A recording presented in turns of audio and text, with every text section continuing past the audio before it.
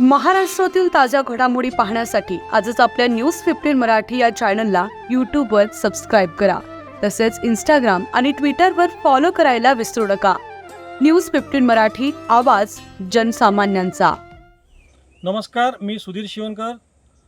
सध्या मी मोरगाव तालुक्यात येत असलेल्या ग्राम कानोली येथे उभे आहे आणि तुम्ही बघू शकता माझ्यासोबत शेतकरी आहेत. कानोली येथील शेत शिवारात धान पिकाला पूर्णतः तुडतुडा ह्या रोगाने पूर्ण ग्रासले असून शेतकऱ्यांना शेतीत इरासुद्धा लावू शकत नाही. पेटवल्याशिवाय शेतकऱ्यांना उपाय नाही.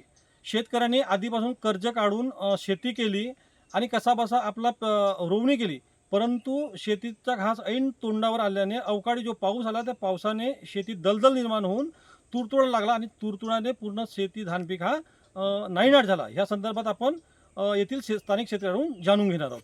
नाव सांगा. राजेश माधवराव रहिले, राहणार कानोले. काय सांगाल तुमच्या शेताची परिस्थिती सध्या काय?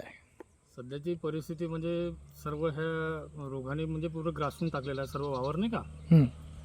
त्याच्यामुळे ह्या वर्षी 25% फसलसुद्धा येणार नाही अशी आशा आहे. सध्याची परिस्थिती आहे. हां. काय वाटतं ह्याच्यावर तुम्ही नियंत्रण ठेवण्यासाठी औषधी पुरवठा वगैरे केला असावा?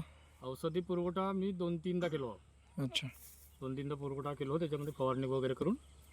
तरी पण तो रोग आटोक्यात अजूनपर्यंत आलेला नाही आहे. काय मागणी आहे?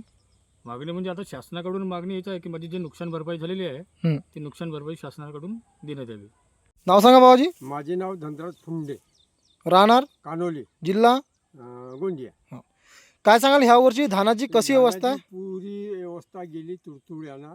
हं. 4-5 वेळ झाली दवा औषधी मारून, काही फायदा नाही. 8 दिवसात डबल मारावा लागते. आता सध्या धान कसं आहे तुमचं? धान हेच कंडिशन आहे. हे म्हणजे नेमकी कंडिशन काय? तुडतुडा. अच्छा.